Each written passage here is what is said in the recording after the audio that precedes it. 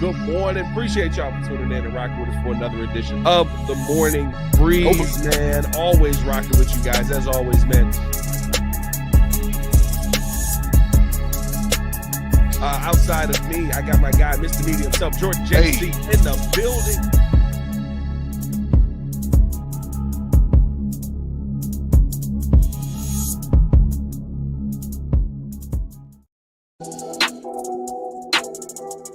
Uh-oh.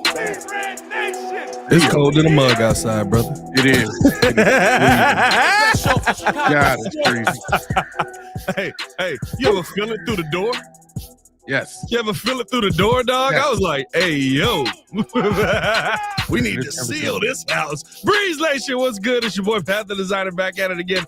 Appreciate y'all for tuning in and showing love to another edition of the Morning Breeze. On today's show, we got to talk about how the Chicago Bears can maximize their salary cap. There's some cap casualties that could be up, some surprising names that could be up for the old chopping block. And then, got to talk about some pieces that, do we want to see them back on this team? Namely, and you know who I'm talking about, the running back in DeAndre Swift.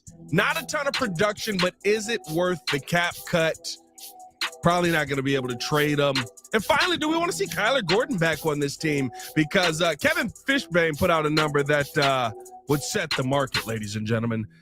It is 2/11/2025. It is 7:02 in the morning. And ladies and gentlemen, my toes are cold. Gotta put on those big warm socks. I need, you got the suit and I got the pants, but usually I just go socks. I usually just, I don't need shoes on in the house. Oh, I need house shoes, baby. You need those I need some slippers, as they call them. Insulated slippers. Well, see, that's the problem. I'm a feet sweat guy. I got to figure that out. You know what I mean? I get a little feet sweat out here, dog. It's we're getting personal on here. I feel like my business meat is sweats. All right, I see what you're doing. Well, I don't have the meat sweats, although I did enjoy a phenomenal roast that I made yesterday. A 7-hour cook. Jerk. Yeah, you jerk. Yeah. I remember you telling me at the end of the dang show. I was going to follow you home yesterday. You could have, JC. There was plenty of roast left. I got plenty meat for you. Jesus. Whoa. Hey, hold on. Where's the flags when you need them? Man, that's okay. I choked in the middle of that. I was trying to get Appreciate y'all for tuning in to show love to another edition of the Morning Breeze, brought to you by the Windy City Breeze, man. Need y'all go ahead and do me a favor and come on. Push the button. Come on.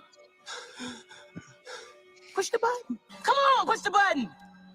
Yeah, come on, push your button.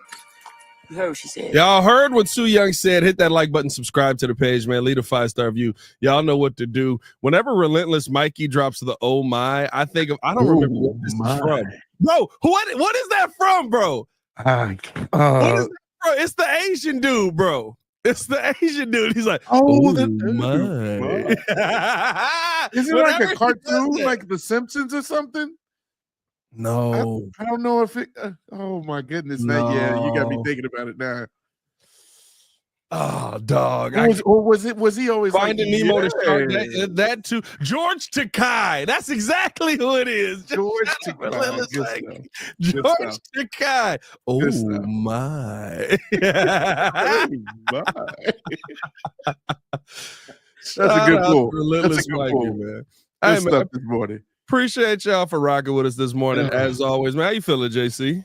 Man, I'm feeling good. I got a couple days off work. I'm actually going to catch up on some things. I might actually go to get a massage today. You know, sometimes you got to treat yourself. You got to treat yourself this Super Bowl weekend, I should say, or week after. JC, do I need to prepare a script or some kind of draft note that we're gonna have to put out in a Justin Tucker situation here? What kind of massage you going to? Hey, none of that boxing. No, we don't do any of that. No Deshaun activity. Just want to make sure that I keep it above board, baby. This really keeps it above board. I just want to make sure that we're not wilding out here. Just a little self-care, not that kind of self-care though. Oh my! Oh my! That's gonna be stuck in my head all day. Right? It's gonna be stuck in my head. Mikey, no ending that's happening. Oh, dog, that's hilarious, bro. Hey, man, let's jump into this conversation because I think this is this is something that the Bears have done a really good job managing. When you look at some of the where they're at cap space wise right now, especially for like cap hits coming up in 2025, the Bears are in a great spot. It's why we have so much money to talk about on a consistent basis for the team. One of the main reasons is Ryan Poles has just done a good job structuring a lot of these contracts. The problem I've had with Ryan Poles is not how he structured contracts, it's the fact that he hasn't used any of the money on pieces that are important after he does all of this cool cap structuring. Like how he did DJ Moore's contract last year, I mean, is absolutely phenomenal. And I think, when you look at kind of the situation that the Bears are in right now, there are some names that are going to be up for some cap casualties that kind of are interesting names, right? Because some of these are pieces that I think you look at them as really good rotational pieces if healthy.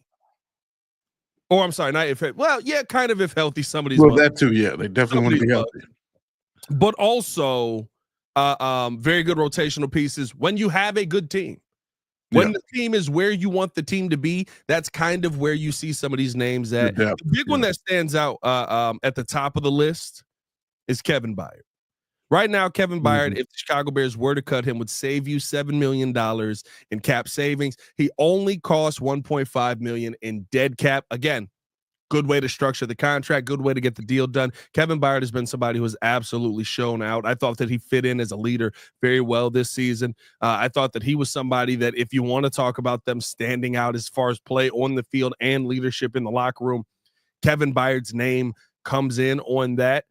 I think Kevin Byard is probably the last guy that if you're going to have some of these cap casualties that you would move on from. I think he's somebody you move on from if you go out and spend big money on one of those defensive line pieces like we had talked about possibly in a trade. You bring somebody in, you got to pay him the contract. I think you could talk about losing that guy then, because then, right, while I love Kevin Byard, I'm worried more about the pressure up front than I am the DBs on the back end, because I know that the DBs are going to benefit from whoever I brought in. Kevin Byard, where he's at right now, what you saw from him last season, would he be somebody that you want on the team coming in next year, or are you willing to move on from Kevin Byard? I'm going to be honest with you. I'm taking a hard look at maybe bringing him back, because Kevin Byard to me represents stability. He also represents availability, because Jaquan Brisker went down. As much as I love how hard and aggressive Jaquan plays, this is a constant thing with him going out and obviously because he just plays the game very aggressive and violently, going out with a concussion that kind of lasted longer than we thought. We thought he'd be back. What was it? The week after the bye, going against Washington. We thought that would be the date that he would come back, and then it just continued to linger and linger and linger, where he never did come back. And so I feel like Kevin Byard is kind of that insurance, that you have as a veteran in the locker room. You love his presence in the locker room, his voice, the things that he brings to the table as a leader, some of the intangibles off the field and on the field. I feel like he's holding his own. Is he the Kevin Byard of old in his Tennessee days? No, but I feel like this is a guy that would still be good for a team that's up and coming like the Bears are. I would think hard about keeping him and kind of look at the other cap hits or the cap savings that you can look into for the other players. He's somebody I would keep. Kevin Byard, 29 interceptions in his career, has only had one each of the last 2 seasons, one with the Bears, one with the Eagles. You look at age 31, maybe getting a little bit up there in age. The one thing that I will say, though, is with the Bears, with the Eagles last season, who the Eagles struggled at pass rush in 2023, really improved it gratefully in 2024. And then he was with the Titans before they got traded kind of midseason there. But I think the conversation around them is very interesting situations with both of those, right? Bears not able to generate any kind of pass rush. Eagles, I guess Eagles had a pass rush, but it was like there was so much flux happening in Philly that year. Like you fired your coaching staff like midway through the season, and then you came back and tried a whole new coaching staff, and it just wasn't working. And there was so much wrong with that 2023 Eagles season that I think you can kind of look at that as a anomaly. Did combine for 130 tackles, which maybe is not good because it means that he's got to tackle a lot of people. It means the ball's getting people running free. Yeah. That is the highest of his career, by the way. And then 2 of his 6 career sacks coming here in Chicago. So Kevin Byard's going to be an interesting one. Some other names that I think are obvious ones that listen, I'm not going to sit here and deliberate heavily about Ryan Bates. He has no dead money. You save $4 million if you cut him. You took a flyer on this guy. How are you bringing back Ryan Bates? And I know people are going to say, well, what if he's healthy? What about the depth? We've been saying, what if he's healthy for players for 5 years now? Yeah, it's been a minute. Yeah. And I know he's not the one that we've been saying it about, but he is what he is. And listen, if you want to keep him around, I guess I'm not up in arms about this, but if you're trying to clear money off the books, he saves $4 million in cap space. If you're trying to open up more money because you want to go out and get a guy like a Trey Smith, because you want to go out and get a guy like Drew Dahlman, who are going to cost you, they're saying Dahlman now could be up to $15 million at that center position. Really? Wow. You're paying for that center position, right? Mm-hmm. You're talking about Trey Smith being a $22 to $25 million player probably if he does leave Kansas City, which again, I still don't believe he does. But if he does leave Kansas City, yeah, those are the guys you kind of have to open up some cap space for. And if that extra $4 million helps you in the long run, and you got to go out and sign somebody else who's a backup right guard, I guarantee you'll be able to find that guy. You can't find the dude that's supposed to be starting. Yeah. I'm completely fine with the Ryan Bates leaving or cutting him because, I mean, at the end of the day, to me, it's addition by subtraction. I know that we're supposed to be, trying to keep as many people in the trenches as possible. But I mean, when you look at this past season, Ryan Bates didn't necessarily do anything. And of course, when he was out there, I believe he just got hurt again. So my thing is, yes, you move forward. And you try to anything. What would you say you do here? My thing is, yes, like like we can find better at this point. That's my thing is, like, you take that $4 million and you invest it, like you mentioned, into free agency, whether it's adding on to the deal with Trey Smith or adding on more for a Drew Dahlman or Ryan Kelly or whatever. Like you go and get better for the guard position, a Zeitler. Those names intrigue me. Ryan Bates is somebody that I'm fine with letting go now. We've already done those experiments of the swing linemen that haven't worked because they're either injured or just not as skilled as we thought they were. So you can take him off the books as well. 1,000 points to Chris M, knowing that was Office Space. I've got 8 bosses. That's right, John. 8 bosses. And the only reason I do any work here is to keep them off my back. I have seen that movie.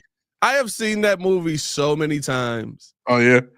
And for some reason, when Joel was quoting it to me one day, I had no idea that we were quoting Office Space. And I was like, what movie is that? I was quoting the whole movie with him. There's a billion lines from that movie. So many lines in that movie. He's like, dog, it's Office Space. I was like, bro, I have not seen that movie in probably 10 years, but I love that movie.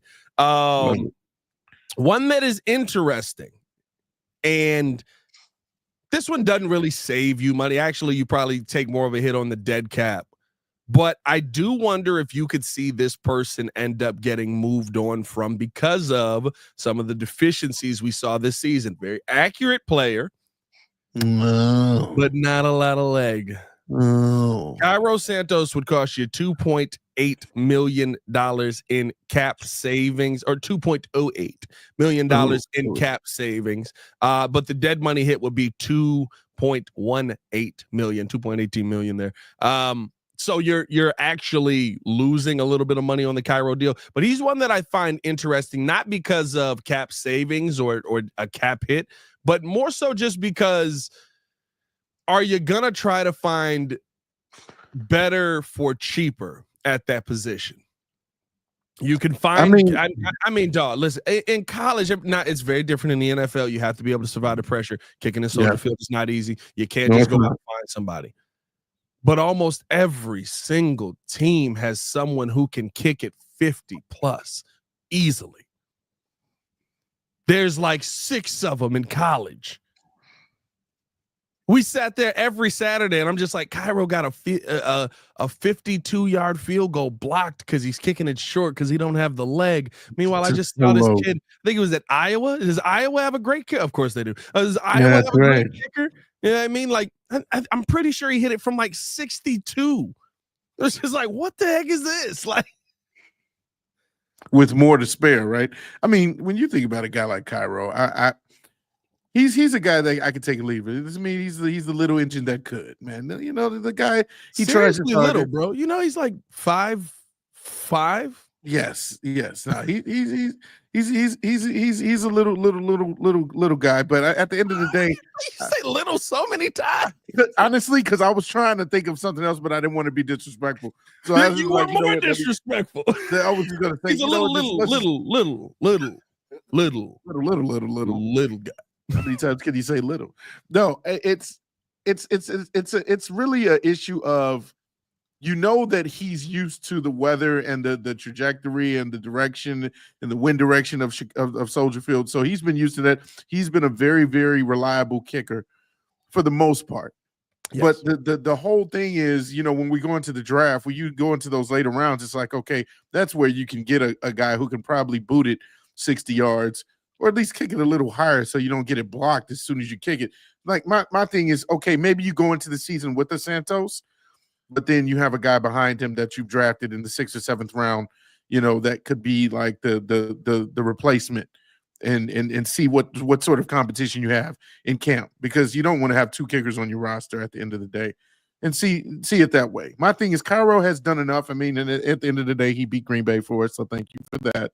You know, so that's on his resume. Yeah, I do love the yeah.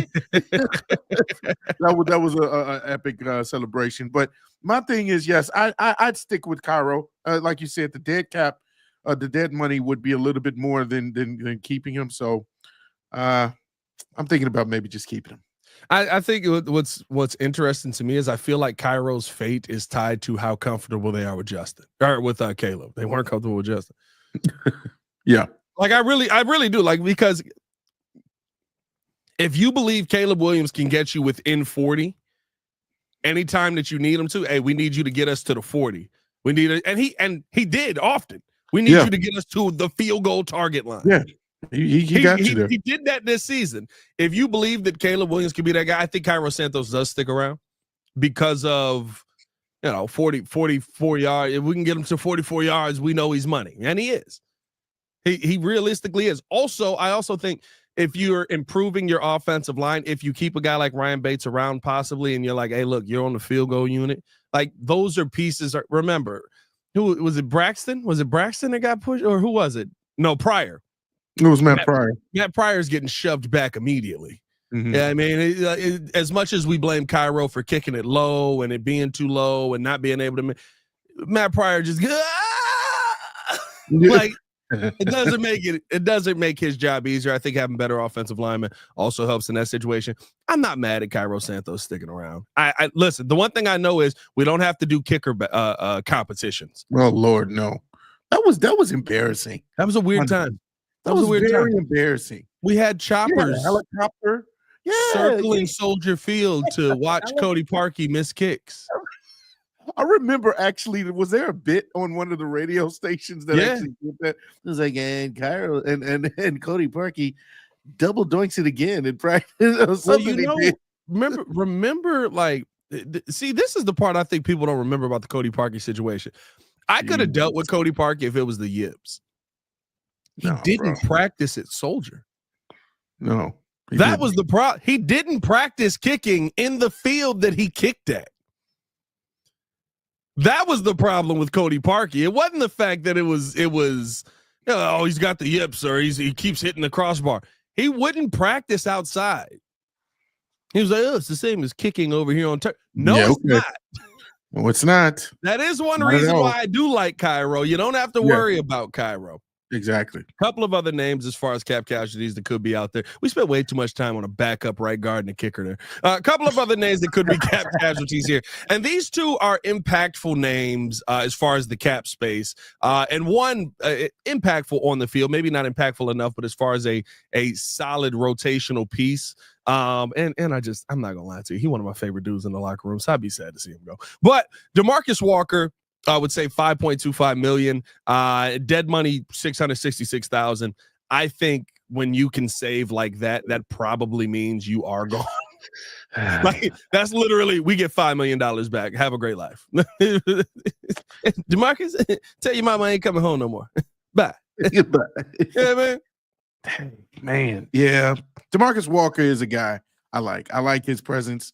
I like the leadership, the aggressive tone that he sets in the locker room, the trash talk, like all of that. That's like the kind of culture and the kind of like attitude you want to bring, right? As representing Chicago and the Bears organization. That's what he embodies. But I mean, when you look at the cap, the money that you would be potentially saving, yeah, you can again go out and probably get somebody that's a little bit better of a depth piece. He's somebody who did his job, but he didn't wow you, right? Like he was a decent run stopper.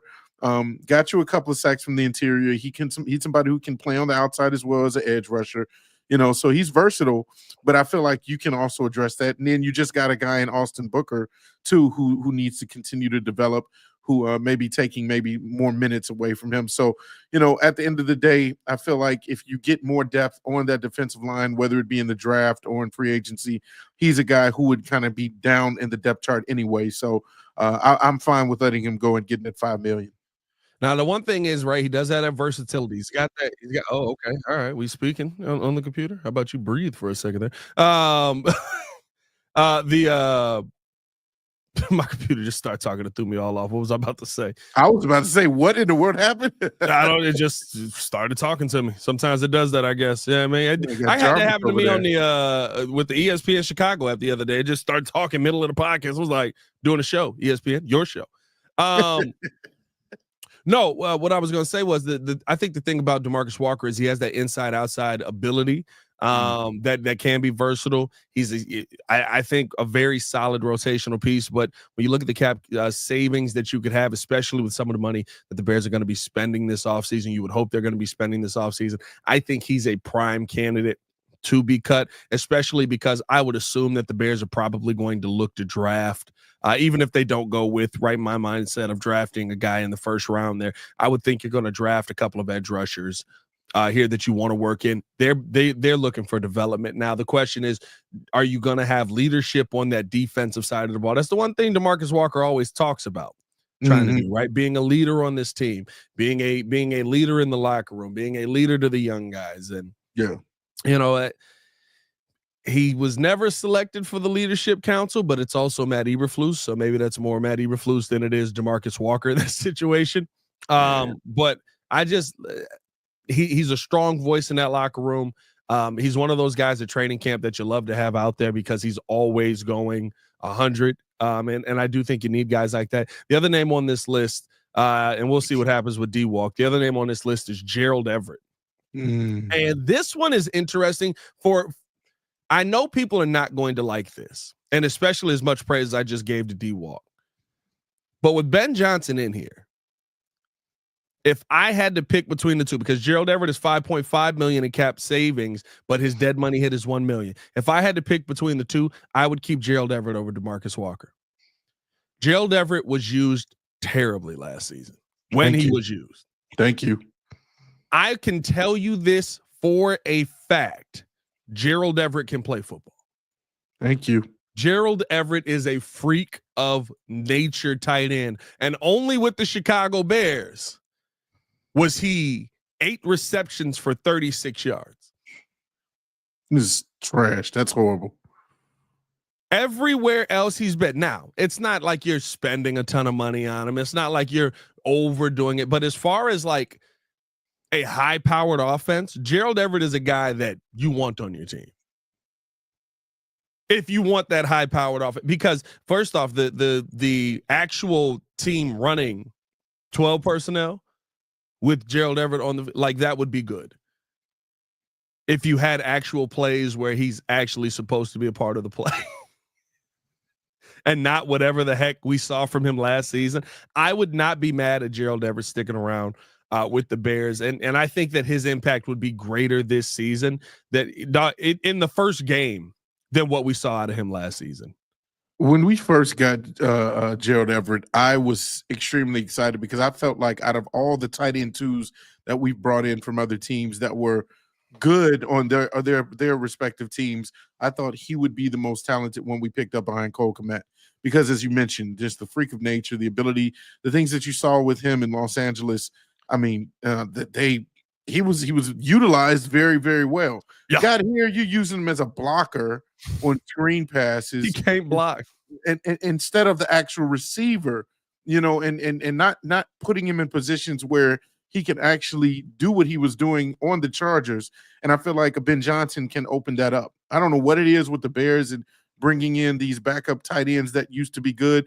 I remember when we got the guy from Green Bay that actually grew up in Chicago, and he ended up being horrible. He played with Rodgers and was a good red zone threat. I can't remember. Jimmy Garoppolo? No, not Jimmy G. Jimmy Garoppolo Jimmy was G cold was here. actually the last backup tight end that was decent here. The other tight end we just had who missed that wide open Hail Mary from Justin Fields that one time, and he kind of fell on the floor and just kind of put his hands in his head. Somebody in the chat, I'm pretty sure. Yeah, I'm blanking on it. I'm blanking. Yeah, I am too. Oh! But you know who I'm talking about. I do, because Rodgers had a stupid Thank nickname. you, Robert Tonyan. Robert Tonyan. Bobby we had T. freaking Robert Tonyan, Bobby and he T. did absolutely nothing. Dude was a Pro Bowler with the Packers for that year with the Reds. And I'm like, oh, we got us a guy behind Cole. Yeah. So whatever it is, it's like, okay, hopefully it gets fixed in Ben Johnson's offensive scheme in the system. We finally, I feel like, have the management, have the coaching, have the people in place that will be able to kind of get the most out of the roster. And so if it was out of these two names, yes, I would keep Gerald over DeMarcus and move forward. Real quarter said, Pat need coffee. Yes. I needed to. Yeah. I be sipping this coffee, bro. Hey, look, I got a 2-month-old in this mud. I'm dying here. I'm trying to stay up for y'all. I appreciate y'all tuning in the show. Love. Hit that like button, subscribe to the page, leave a 5-star review. Y'all know what to do. Yeah, man. Listen, Gerald Everett to me, and I think when you look at how well Ben Johnson used tight ends in Detroit, you look at how efficiently he used the tight ends in Detroit, especially Sam Laporta, right? There's always your guy who's your number one, which I think Cole Kmet becomes that again. Mm-hmm. I don't expect the Chicago Bears to go out and sign another wide receiver. Maybe you draft somebody, but I do think they will focus on a little bit of development here. We've got names like Colin Johnson. We've got names like Tyler Scott. We've got all these guys that we're like, maybe there's something there. This is a staff that prides itself on developing wide receivers. This is a staff that prides itself. I mean, you brought in Antoine Randall. Look at what he did. Mm-hmm. This is a different coaching staff than what you had last season. And so I do think there will be some focus on development there. And to me, I think that's if you're going that route, that just speaks to the resurgence of Cole Kmet. It speaks to the resurgence of Gerald Everett. It speaks to the resurgence of all these pieces last season that were, dead. Cause dog, you know how pissed you got to be. Now you making money, but at a minimum, he was catching 50 balls. At the minimum, yeah, he was catching 50 balls, 555 yards, 9.6 yard average. He's a deep threat tight end for the season. 8 receptions, 36 yards. Dude, that is so underwhelming.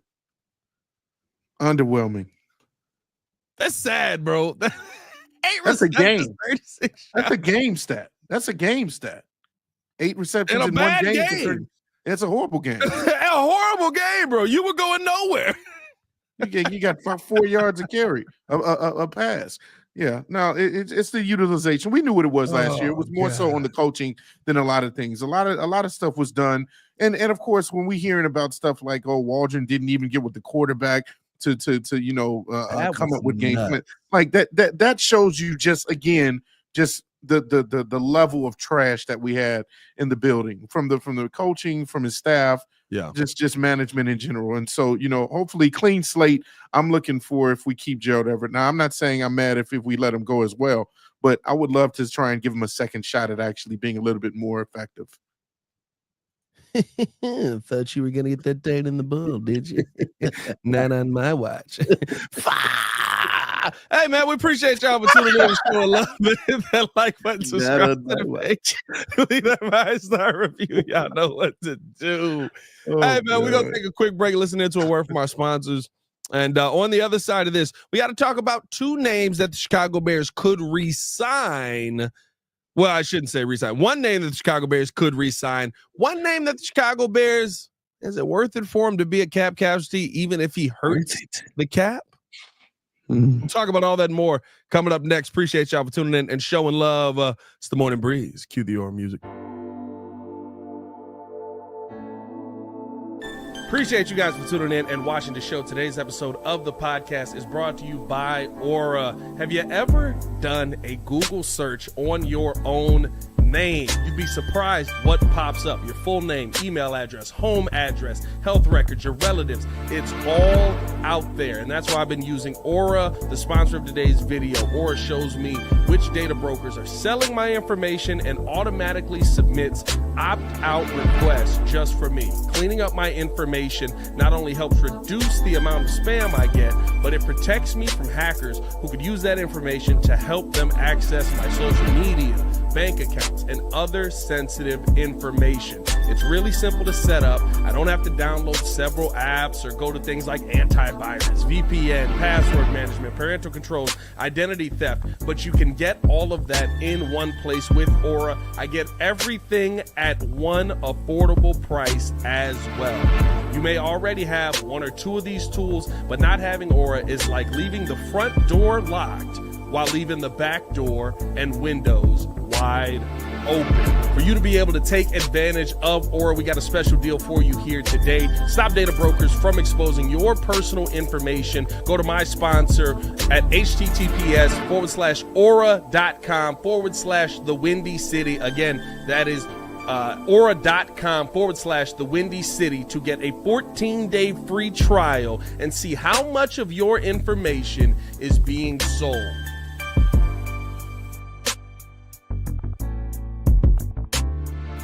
When a severe storm hits, hail and high-speed winds can cause excessive damage to your home. This can lead to blown-off shingles, broken windows, siding damage, and leaking inside. If you suspect your home has been hit with storm damage, contact CNN Construction today. We are a proud GAF Master Elite contractor offering free exterior home inspection for storm-related damages. CNN is a reputable licensed roofing and general contractor working hand-in-hand with insurance companies and homeowners every step of the way through the difficult claims and restoration process. We will meet with your insurance adjuster to discuss the damages to your property, the value of those repairs, and the scope of work needed at your home. Our skilled team has you covered and will leave your home looking brand new. Give us a call today at 844-415-ROOF or visit our website at cnroofs.com for a free exterior inspection. C&N Construction. We find the solutions, not the excuses. Welcome back. Shout out to Crimson with the joke of the break there. Look at a young Pat getting sleep. R.I.P. to that guy. Those days are over, buddy. Game over, man. Game over. You god dang right. Turn your TV up. Turn your TV off. Turn your TV off. Hey, man. Appreciate y'all for tuning in and showing love. Just talked about some of the cap casualties that could come into play for the Chicago Bears, but now we got to talk about a couple of important pieces that the Chicago Bears could keep around. One that maybe Ben Johnson doesn't want to keep around. No. Thought you had a job here, didn't you, buddy? What's that, DeAndre?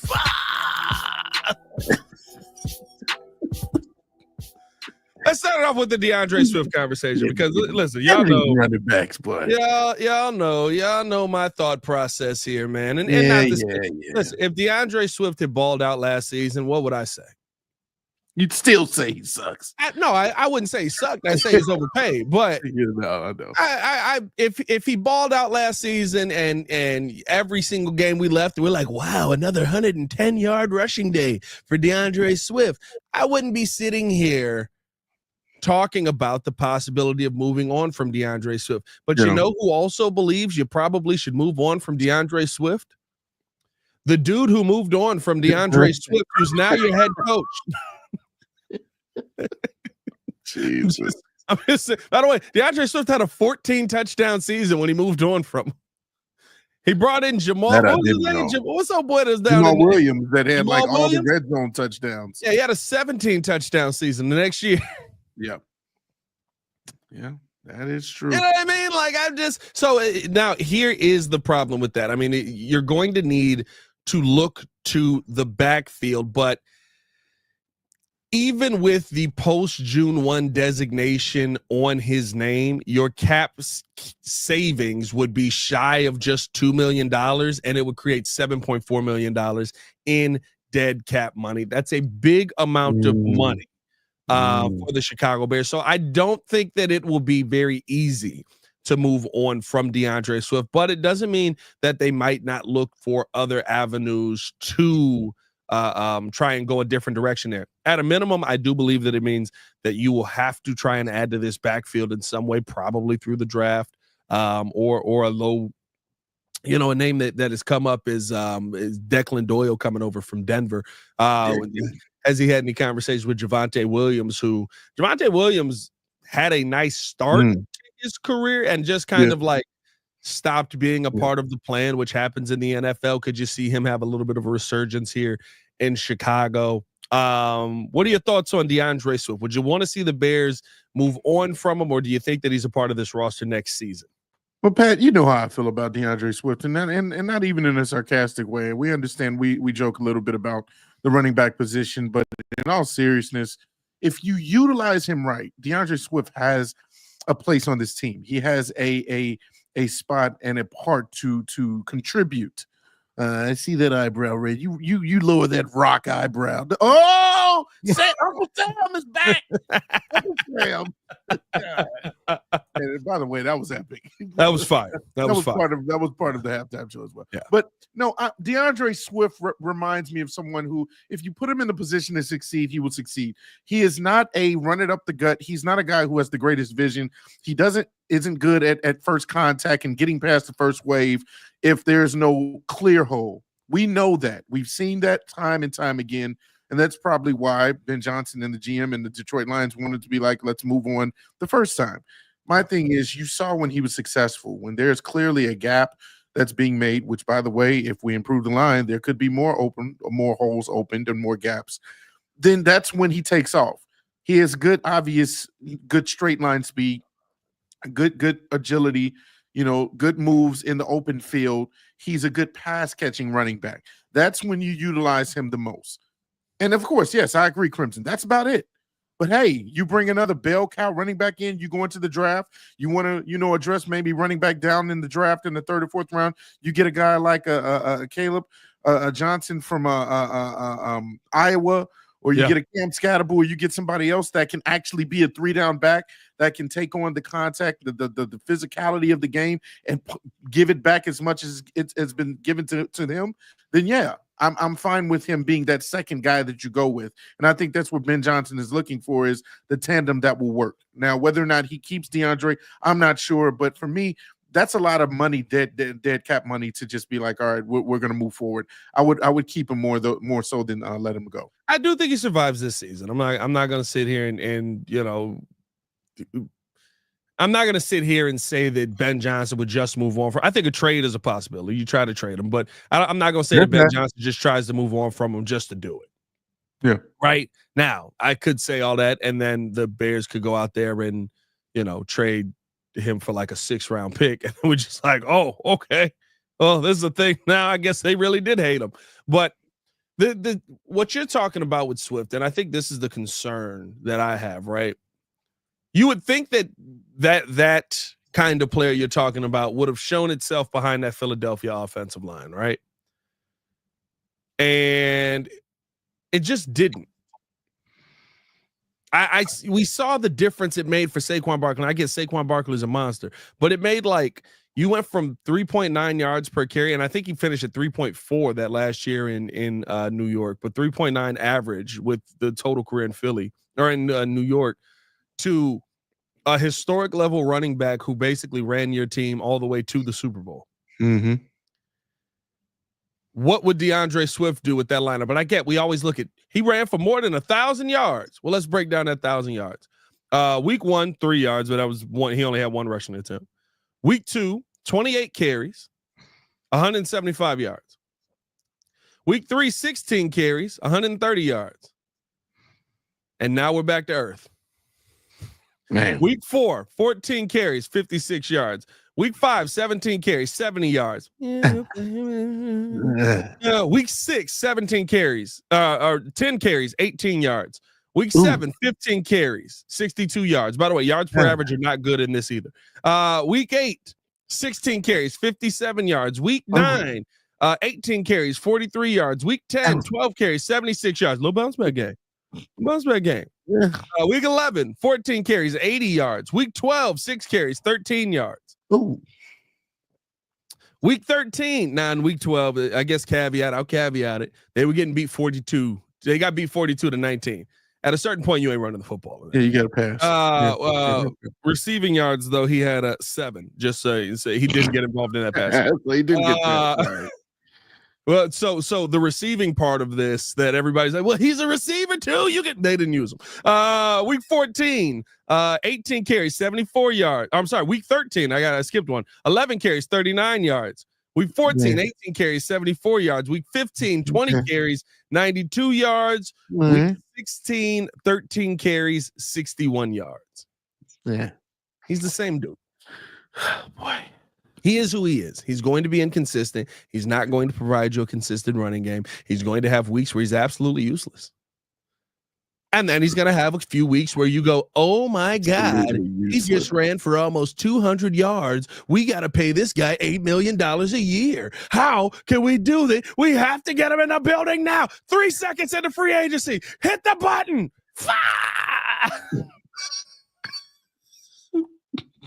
It was Ryan Pohl's excitement. That's how excited he was. Literally, it was like slamming people all over the place. Open. Swifty! Swifties aren't doing so good right now. They got a Swifty in Kansas City. We need one here. Those losers right now. Jeez. But it's just, to me, when you look at those numbers, it's like that's behind literally a historic level offensive line. By the way, while they still had a Hall of Fame center. They have a really good center this year. Yeah, they had Jason still. They still had Jason. But they still had a Hall of Fame center playing at a Hall of Fame level in that season, and it was inconsistent. Yeah, look again. I'm keeping him, but again, I understand the deficiencies. He hasn't been consistent since he's been in the league, honestly. But again, you know what he brings. And if you use him for what he brings, there's some value there. Now, is it $8 million value? No, I will admit that is. You know, would you say? You give him 3? I give him $3 million. That's the value because I said I'd give him 3. I thought I was at 2.5, but hey, you shut your mouth. You round up. But at the end of the day, like there's some value there where he has the potential to break out. That's the thing with him is he has the talent to break out at any point in time if he gets that one just long game. It's like, oh, there it is. There's his value. Okay, we're good for this week. Now do it again next week and do it again the next week. It's like, okay, but he can't be the focal point of your offense. He has to be a piece. And I think if we use him as a piece and you use the other running backs, and by God, if they utilize Roschon Johnson a little bit more, unless they get somebody else now, then that's the way to go. I love Rojo, and I wanted more for him, but the concussions are I mean, that is concerning. He can't change. Yeah. He can't become a head-up tackler, right? Jaquan Brisker, and realistically speaking, somebody else lowered the boom on him last year, and he was head-up as well. But, like, Jaquan Brisker can be a head-up tackler. He can get his head out of the way. He can, I mean, all of these things that if you're tackling the right way, you can change who you are. Roschon Johnson is going to take trauma to the head. And while I want him to be more, while I want him to play more, while I want him to get more opportunity, there is the likelihood that he's probably just going to have some concussion issues in his time in the NFL. And that may be just kind of what happens to him. And it sucks. I hope it's not the case. I hope at a minimum he gets to that first contract. I think that he can be a good running back. But it's just, it's, you kind of just have to accept the situation that you're in right now, and we'll see what ends up happening with him moving forward. I do think they probably bring somebody else in. Before we get up out of here, though, I want to talk about one player who the Bears may have to sign pretty much before this season starts. I mean, he's somebody that coming into the final year of his deal, we all know how the NFL works, right? Kyler Gordon is a big name for the Chicago Bears here. He is a phenomenal nickel for the Bears, and I think that he is going to be even better in this Dennis Allen system. I think he's somebody you have to keep on this team, but what is the price that you're going to be able to get him at? In 3 seasons, Gordon has 5 interceptions, 12 passes defended, and 9 tackles for loss. He's also recovered 3 fumbles, and that was just in the 2024 season.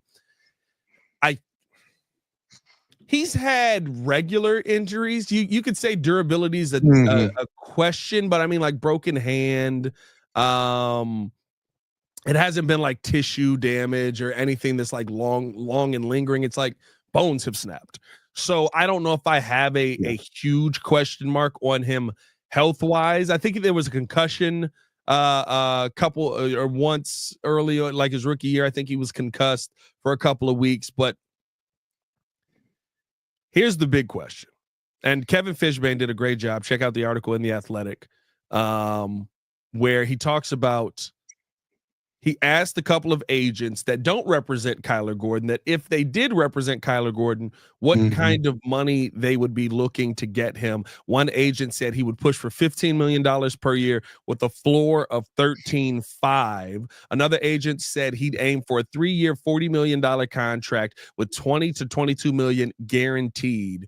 Either one of these contracts would make him the top nickel corner on the market. Last season, Michael Carter II signed a 3-year deal for $30.75 million with the Jets that made him the highest paid slot corner. Now, the Bears are in a good position to do this because of having Caleb Williams on this rookie deal.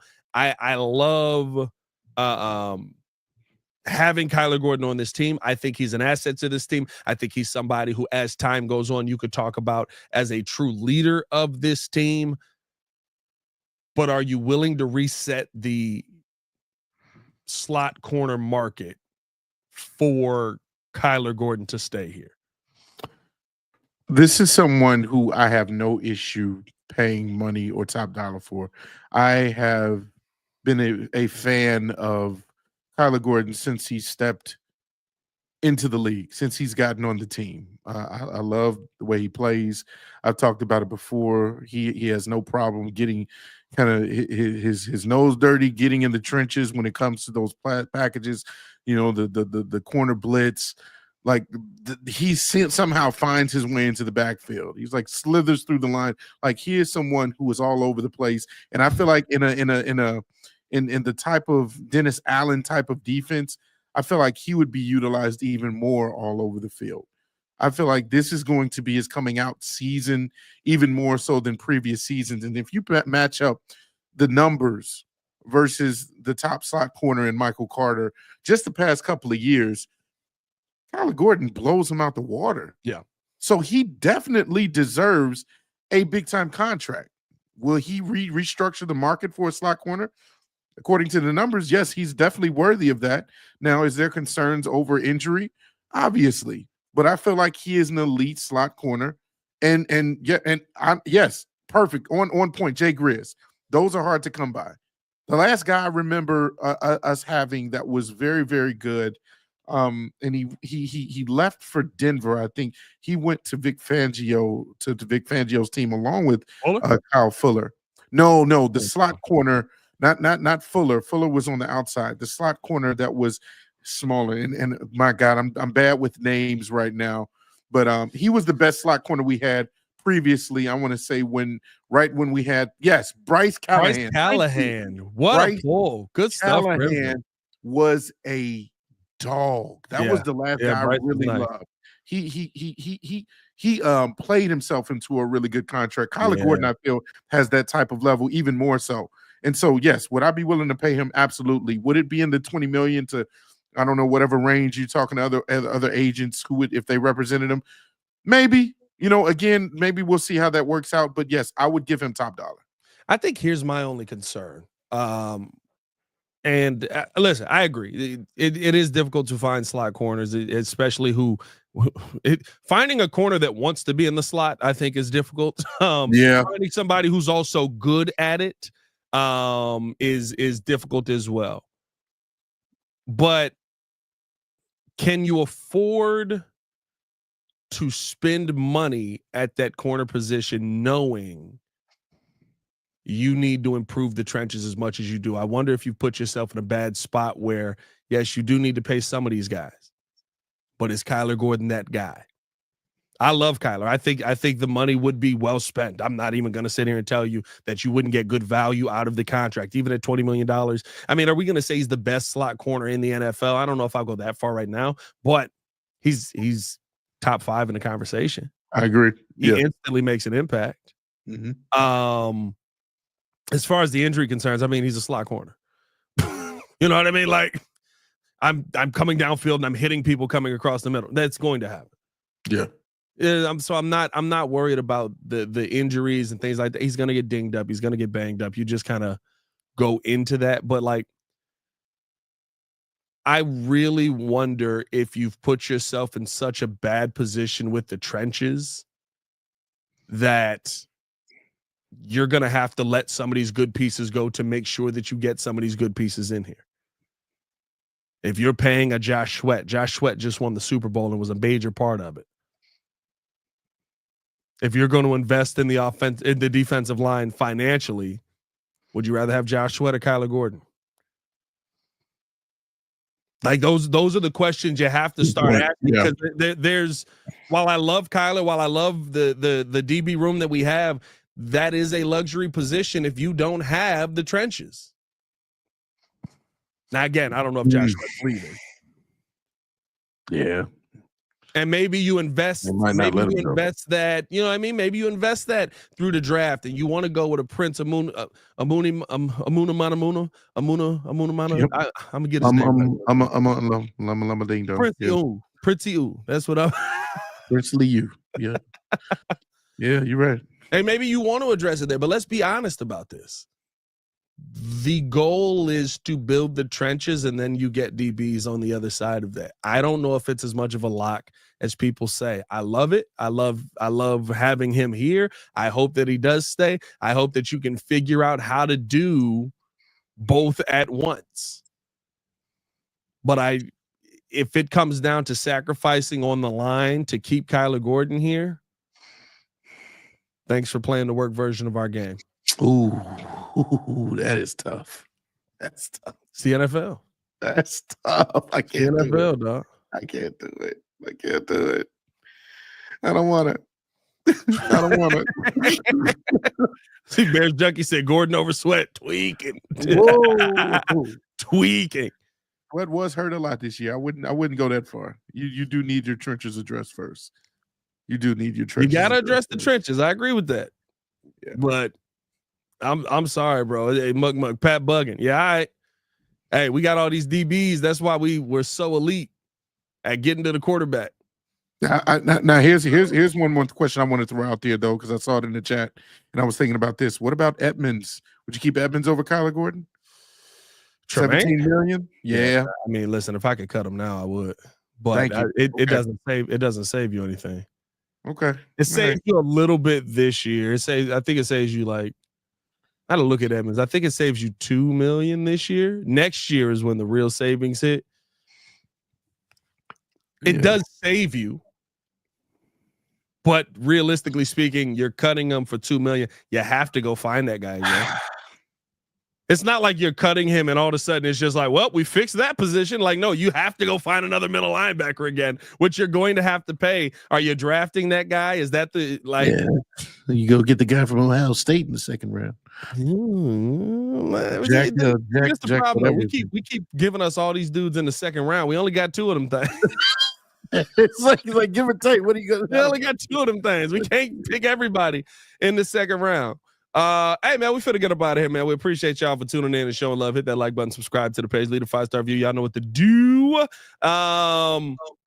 We are, oh yes, we are. As we finish out the show here, over 100 in the chat, over 200 in the chat, over 300 in the chat, over 400 in the chat, 400.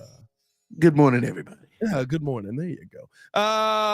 No, appreciate y'all for rocking with us. I will not be live later on the show because my daughter doesn't know it yet. But I am taking her to her first Chicago Bulls game, Bulls versus Pistons. So that's gonna be a fun time. We will have content posted on the channel. I'm sure we'll still have something getting out there to you guys.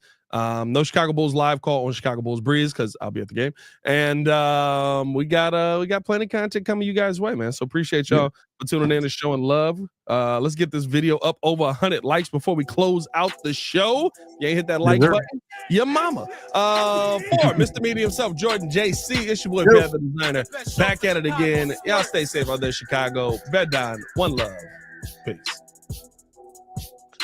Prince Amuna Mana Muna. Man, if we gonna get that name right, hey man, I need your daughter to see a Booziless dunk, a Boozy Bird. No, I don't like it. You don't like the nickname? The Boozy Bird? No.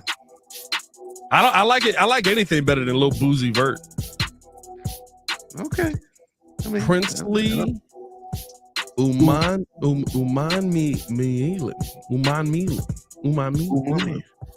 Princely Umami.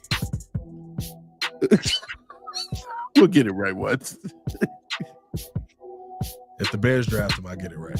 Manly Almond? Is that what it is, bud? Okay. Manly Almond.